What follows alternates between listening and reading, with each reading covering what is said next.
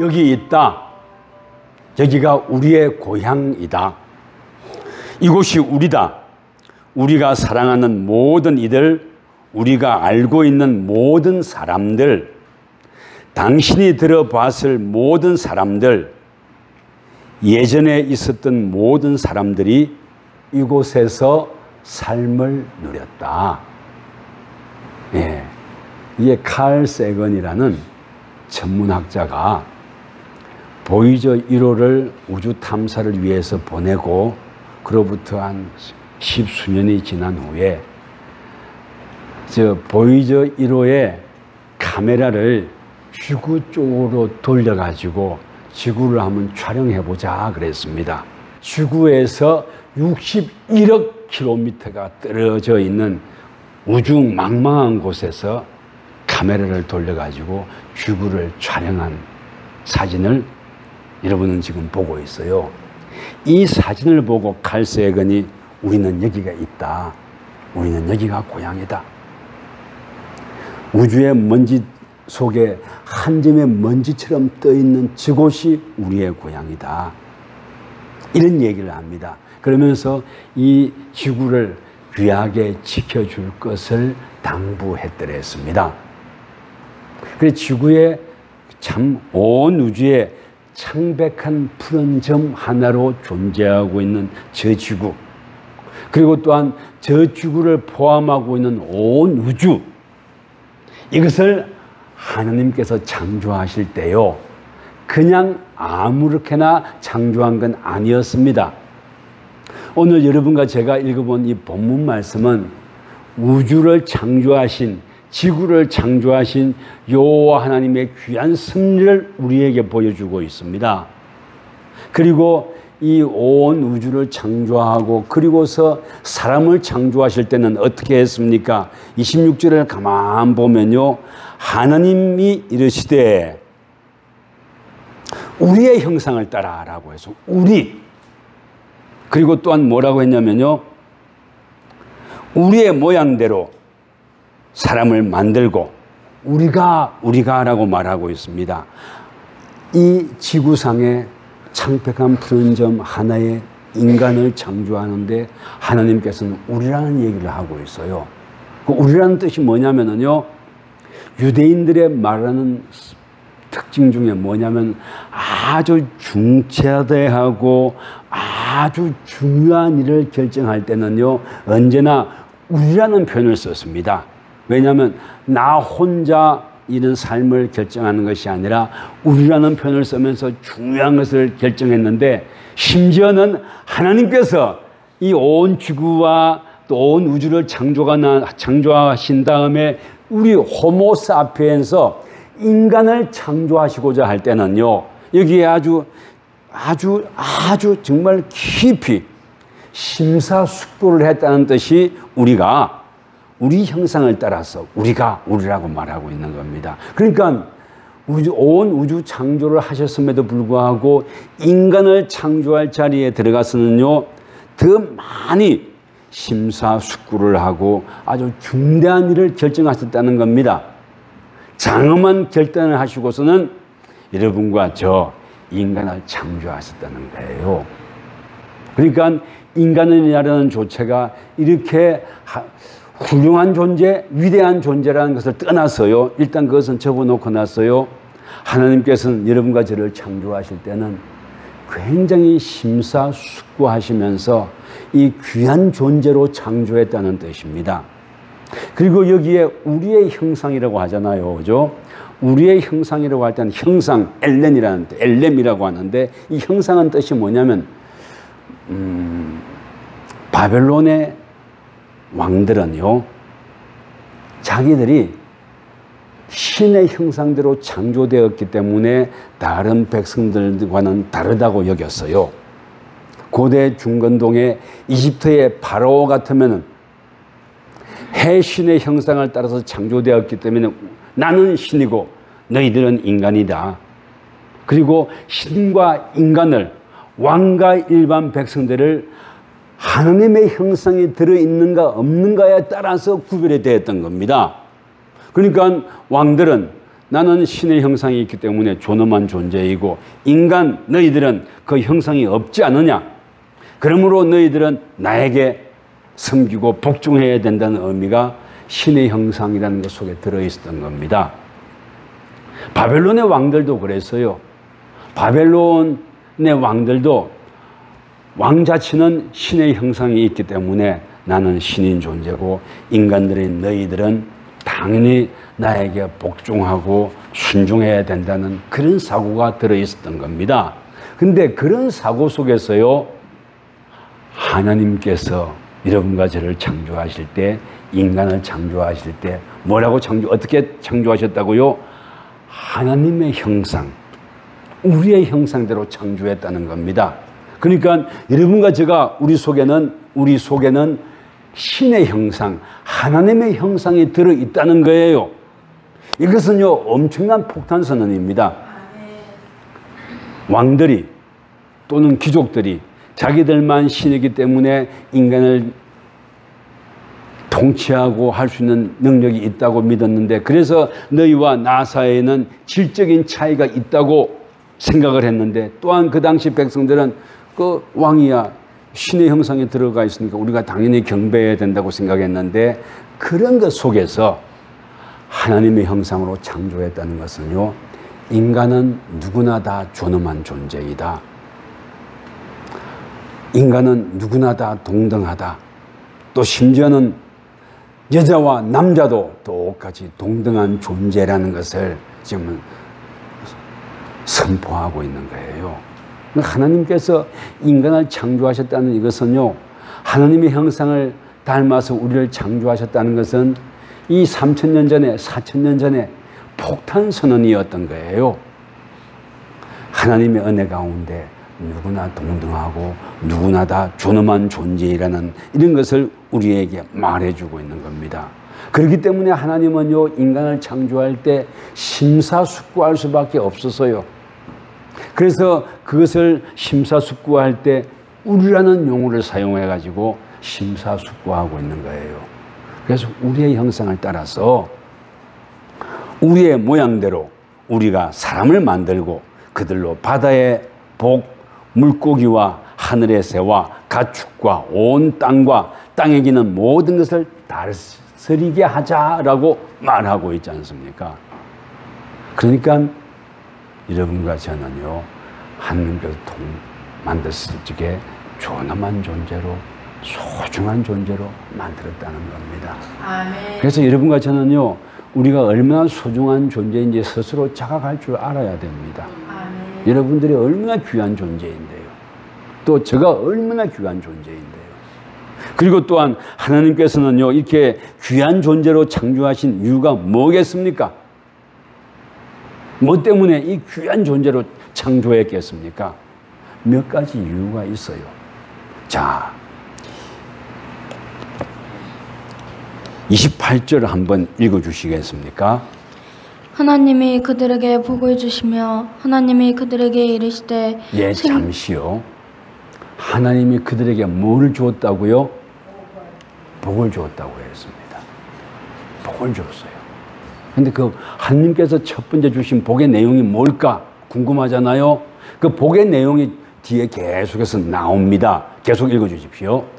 생육하고 번성하여 땅에 충만하라. 아멘. 일단 거기까지요. 생육하고 번성해가지고 땅에 충만하라는 복을 주었다는 겁니다. 여러분들, 자녀를 낳고 키우는 것은 귀하고 아름다운 일입니다. 그래서 생육하고 번성하라 그랬어요. 그리고 또한 땅에 가득 차라 했습니다. 왜 땅에 가득 차라고 했을까요?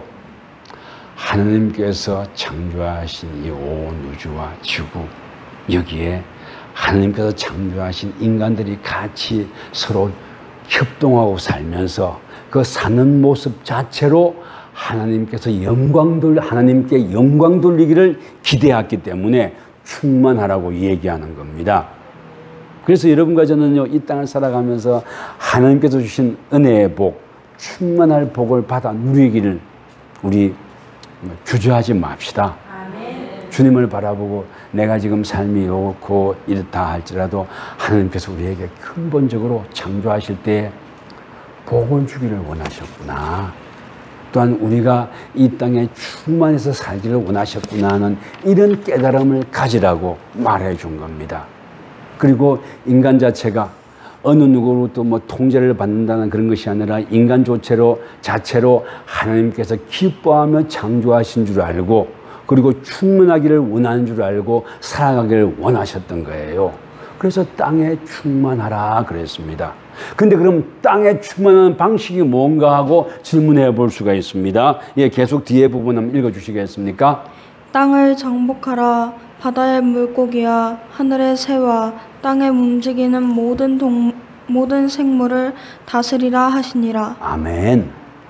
땅을 정복하라 그랬네요. 사실은 정복이라는 말이 우리 번역이 조금 문제가 있지 않나 싶어요. 땅을 정복하라. 이 정복이라는 개념이 싸워가지고 누르고 억압하는 걸로 우리는 되어 있잖아요. 그죠? 근데 이 창세기 요것을 원어를 가만 보면 정복한다는 뜻보다는 그 당시 고대 근동에서는요, 그 땅을 한번 가서 밟으면, 예를 들면은 그 아브라함과 그의 조카 사이에서 네가 어느 땅에 있을래? 또는 하나님께서 아브라함에 축복할 때 또는 야곱에게 축복할 때 네가 걸어서 밟는 그 땅을 내가 너에게 주겠다 그런단 말입니다. 여기 정복이라고 번역되어 있는데 이 뜻이 뭐냐면 네가 걸어가서 한번 밟아보는 그 땅, 미지의 것이고 알지 못했지만 네가 친근함을 가지고 한번 살아보고자 하고 꿈꾸는 그 땅에 가서 살아보기 위해서 발을 내딛는 이걸 두고 정복이라고 표현할 수 있어요.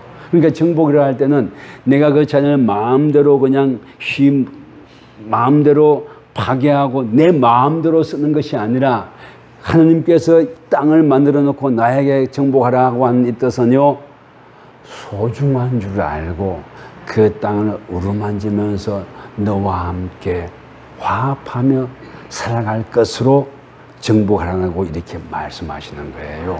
그래서 우리가 이 땅에 충만해지려면은요, 참된 의미의 정복, 그냥 망가뜨리고 그러는 것이 아니라 오늘날은 그러잖아요. 환경학자나 생태학자들이나 주우학자들이 뭐라고 말합니까?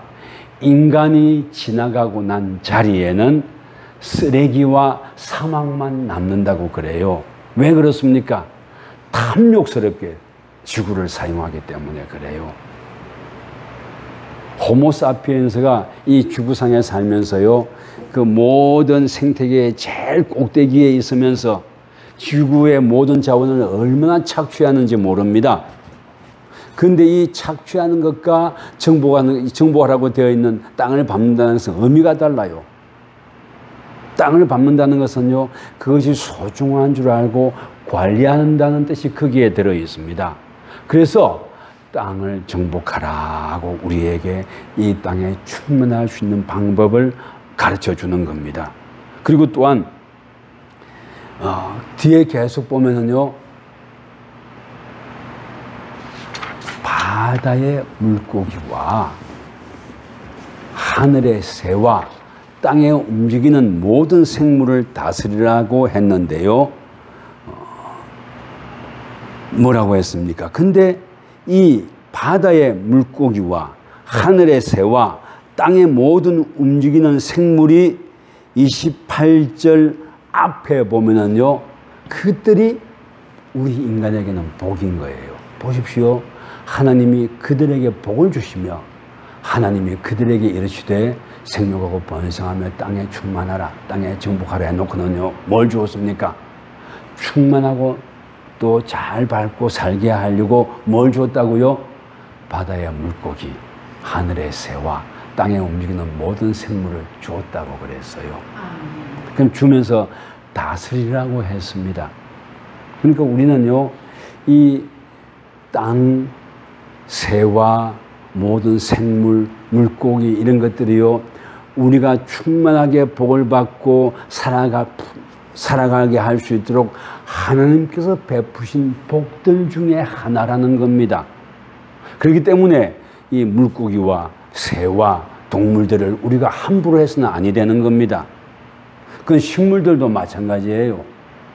그거는 이 나무 숲들도 마찬가지인 거예요.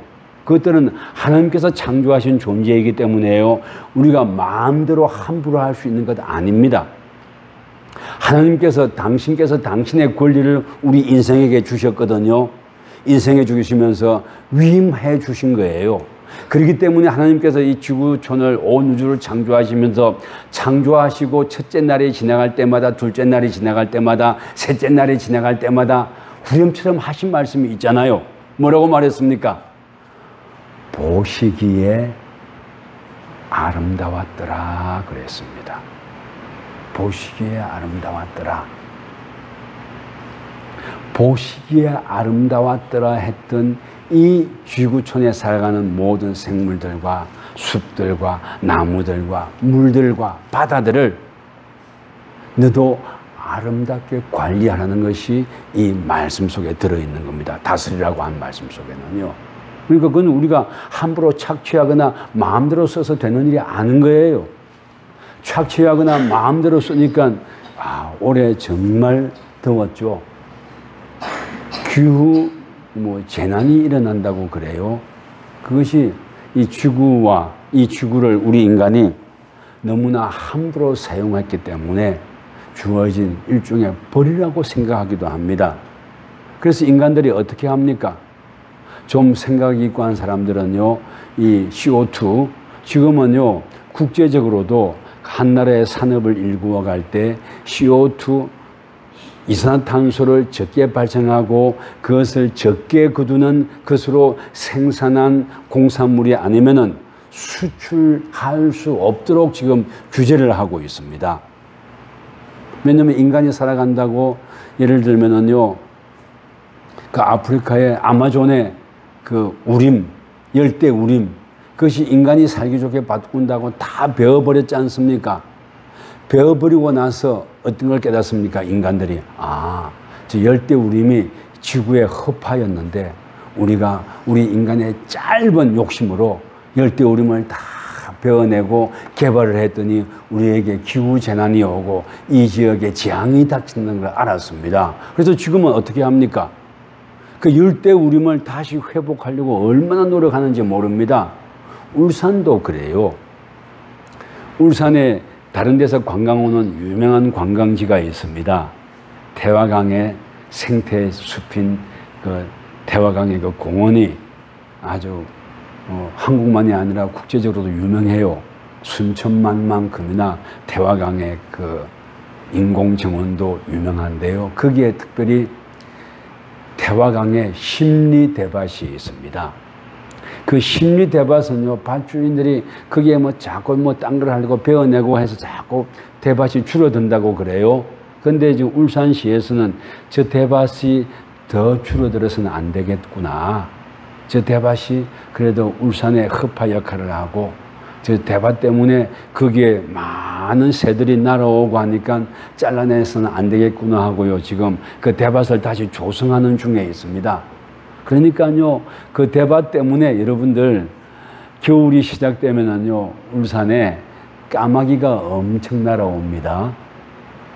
울산이 그만큼 좋아졌어요. 옛날에는 울산이라고 하면은 죽음의 도시였죠.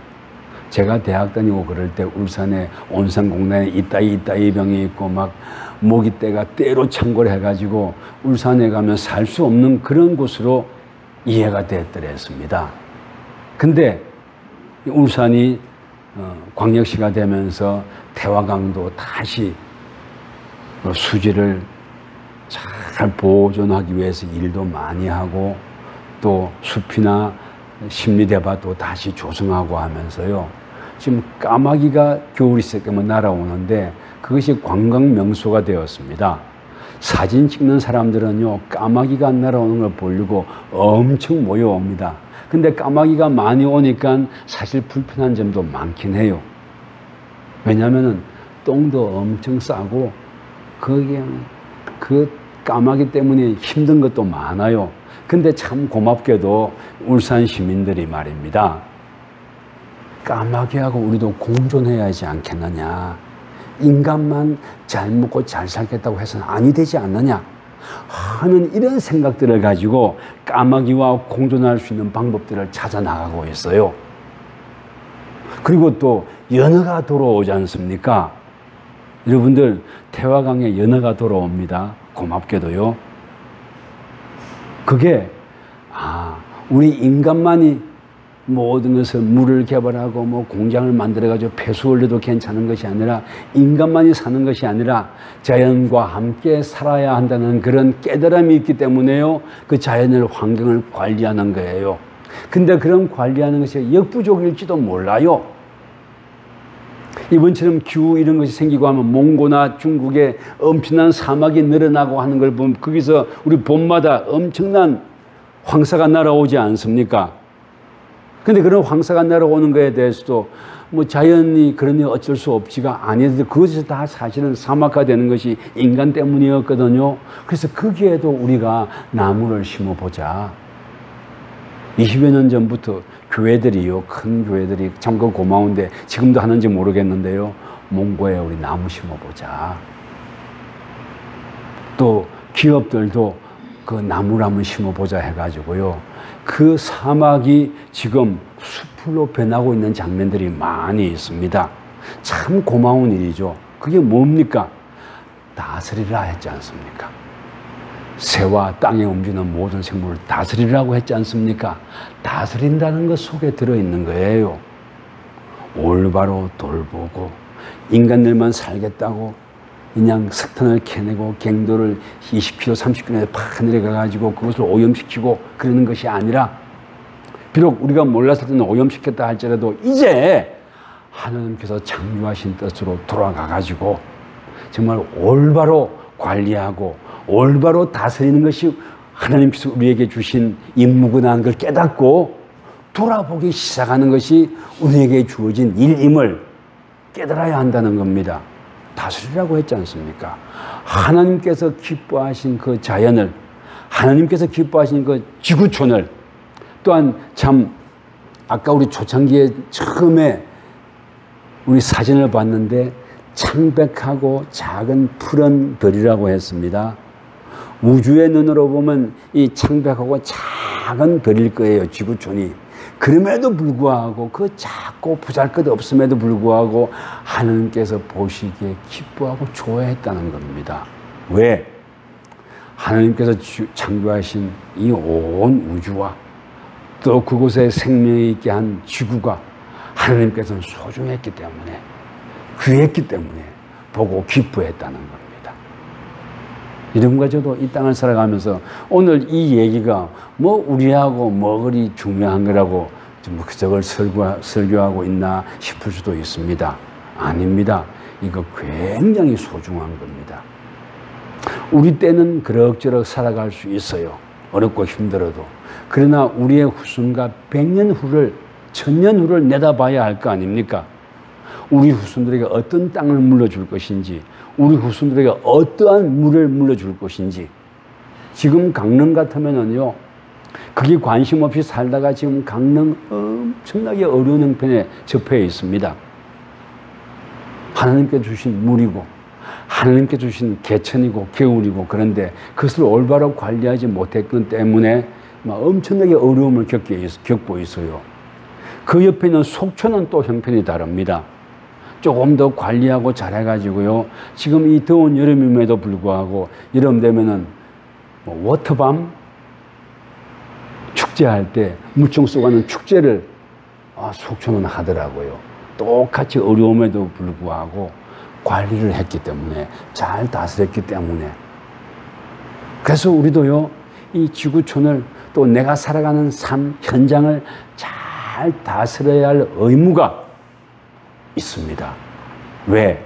하나님께서 이 온 우주를 창조하고 지구촌을 창조하고 그것을 관리할 것을 우리에게 위임해 주셨기 때문입니다. 그 환경만이 아닙니다. 우리의 자녀도 그래요. 우리가 그 속에 하나님의 형상이 있음을 알고 잘 섬겨야 됩니다. 그 자녀를 섬길 때요, 내 식으로 내가 이래야 하는데로 섬기는 것이 아니라 하나님의 뜻이 무엇인지 하고 잘 섬기는 것이 필요합니다. 잘 돌보는 것이 필요합니다. 믿음의 사람으로.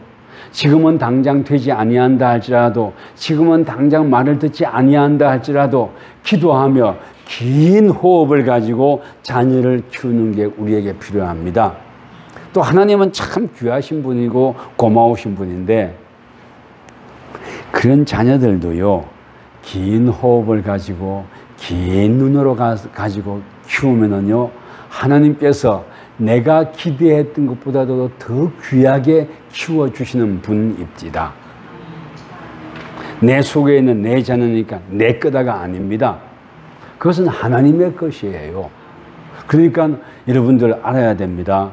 하나님께서 책임져 주심을 믿어야 됩니다. 그리고 그러면 나는 뭐냐? 하나님의 조력자로서 잘 다스리라고 했으니까 하나님께서 다스린 줄 믿고 그 뜻을 따라 순종하며 키워가는 거예요. 양육해 가는 거예요. 어려워하거나 낙심할 필요 없습니다. 우리가 다 컸는데도 안 된다고요? 하나님께서 하십디다. 그분을 바라보고 살아가는 게 우리에게 필요합니다. 그분을 바라보고 살아가는 걸 두고 우리는 뭐라고 말하냐면은 믿음이라 말하고 소망이라고 말합니다. 자녀를 향한 하나님께 주신 믿음, 자녀를 향한 하나님께서 주신 소망, 또 자녀를 향한 주님께서 다스리라고 하신 위명령. 그래서 나는 이 순간 어떻게 해야 될 것인가? 하나님께서 위임하셨기 때문에 여러분과 저는 자녀를 양육하거나 또는 자연을 돌볼 때요, 좋은 게 있습니다. 어떤 게 있냐면요, 하나님께서 위임하셨기 때문에 낙심하지 않아요. 왜? 하나님의 자식이니까. 하나님께서 그 자식을 이끌어 간다는 것을 깨달으니까 낙심하지 않습니다. 그러나 낙심하지 않는다고 해서 방치하라는 뜻은 결코 아닙니다. 가르칠 것은 가르쳐야죠. 무엇이 옳고 그런지. 그러나 그것도요, 너무 급하게 내 생각으로 하면 안 됩니다. 기도하고 소망을 가지고 기다려 줄 줄도 알아야 하겠습니다. 그리고 자녀들은요, 이 철이 들고 하면은 부모께서 기다려 주신다는 것을 알게 모르게 깨닫습니다. 그렇게 되어 있어요. 왜? 그 속에 하나님의 형상을 넣어주셨고 그 속에 예수 그리스도를 구주로 고백할 줄 아는 믿음을 넣어주셨기 때문에 그렇습니다. 그래서 예수 그리스도를 구주로 고백할 줄 아는 믿음을 넣어주지 아니할 때는요, 그것이 커서 자기 마음대로 자기 혼자 큰 줄 알게 되더라고요. 그래서 하나님께서 그 속에 예수 그리스도를 구주로 고백할 줄 아는 믿음을 넣어놔야 된다고 우리에게 알려주고 있습니다. 자, 이제 개인으로 얘기했지만은요, 예수 그리스도를 구주로 고백할 줄 아는 믿음에 대한 사회적인, 역사적인, 정치적인 라인을 본다면요, 1935년대에 독일이 독재적이고 나치스라는 것이 들어와 가지고요, 극도의 다른 나라들을, 다른 민족을 무시하면서 청년들은 중시하는데 늙은이들은 무시하면서 그냥 그러한 국가로 되어가고 있었습니다. 히틀러를 중심으로 해가지고.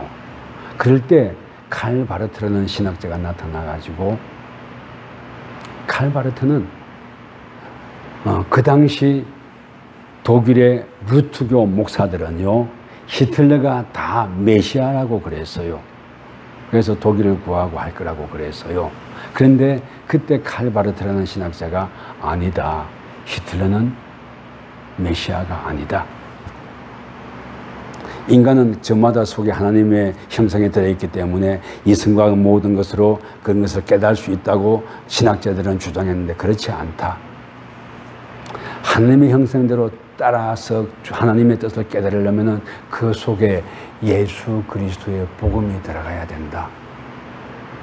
참 참된 예수 그리스도의 복음이 아닐 때는 그것은 필경 멸망으로 갈 수밖에 없다라고 주장을 하면서 핍박을 당하는 중에서도 그렇게 주장을 했더랬습니다. 그래가지고 그 히틀러가 유럽을 전쟁으로 몰아넣었지 않습니까? 그리고 그 칼바르트가 말했던 대로 히틀러는 메시아가 아니다 하는 주장. 그 때문에 독일의 유럽의 기독교가 살아남을 수 있었어요. 복음이 살아남을 수 있었습니다.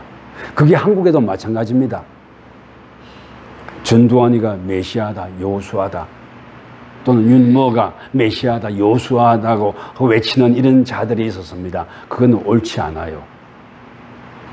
예수 그리스도의 복음 안에서 세상을 바라보는 눈이 있을 때 세상을 올바로 다스리라고 했기 때문에 다스릴 줄 아는 그런 눈을 가지고 살아가야 된다고 우리에게 이 말씀을 통해서 나 개인의 부모로서 한 인간으로서 사회 공동체에서 살아가는 구성원의 일원으로서 어떻게 살아가야 할지를 우리에게 알려주었던 겁니다. 말이 좀 복잡하고 어려워졌습니다. 이제 마무리할게요. 하나님께서 우리에게 축복해 주셨습니다. 우리를 세상을 다스리고 돌보라고 했습니다. 그 세상을 다스리고 돌볼 때는 온갖 자연과 생물과 물과 하늘과 바람과 모든 것들도 우리가 올바로 하나님의 뜻을 알아서 다스려야 됩니다. 자녀를 양육하고 키우는 것도 그렇고 가정의 모든 일들도 그렇습니다.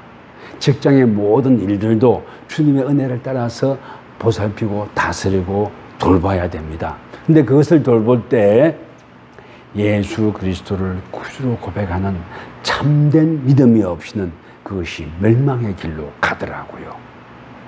그래서 우리는 멸망의 길로 가는 존재가 아니라 예수 그리스도의 은혜 때문에 그분의 귀한 은혜를 알고 이 세상을 돌보고 다스리고 자녀를 양육하고 기도하고 하나님과 함께 기뻐할 줄 아는, 예수 그리스도와 함께 기뻐할 줄 아는, 빠뜨렸지만 하나님께서 뭐 때문에 우리 인간을 창조했겠습니까? 하나님께서는요, 우리 인간과 함께 알콩달콩 기뻐하고 싶어 했던 거예요. 같이 행복해하고 싶었던 거예요. 그래서 인간을 창조했습니다. 여러분들도 자녀를 낳아보면요, 그게 엄청나게 어렵고 힘들지만 또 그 속에 얼마나 큰 기쁨과 사랑이 있는지 여러분들 깨닫잖아요. 오늘 보니까 늦둥이 아들도 데려오고, 오늘 보니까 멀리 갔다가 다시 돌아온 딸도 데려오고, 그렇지 않습니까? 그것이 여러 가지 어렵고 힘든 중에서도 그것이 주는 은혜와 기쁨이 있잖아요. 우리 자녀 키워보면. 하나님도 우리도 하나님의 자녀 아닙니까? 당신과 알콩달콩 은혜와 기쁨을 누리고 싶어서 창조했던 거예요. 그러면서 당신의 고난을 우리에게 위임해 주었던 겁니다. 그래서 우리도 주님을 바라보며 기뻐하고 살아가는 거죠. 물론 그렇게 하고 살아가는 동안에 어려움도 왜 없겠습니까? 힘든 일 왜 없겠습니까? 그러한 것도 기도하며 찬양하며 예배하며 돌파해 주기를 하나님 아버지께서는, 예수 그리스도께서는 바라시는 거죠. 그 하나님의 바라심이 오늘날에도 우리의 머리 위에 함께 있습니다. 주님을 바라보고 기뻐하며 어려움도 이겨내며 주께서 맡기신 책임을 감당하며 살아가야 할 것입니다. 이제 말씀드릴게요. 주님을 바라보고 하나님께서 우리에게 위임하신 문화 명령이 있는데 이 명령 따라 살아가고 주님께 영광 돌리는 여러분과 저가 되기를 주의 이름으로 축원합니다.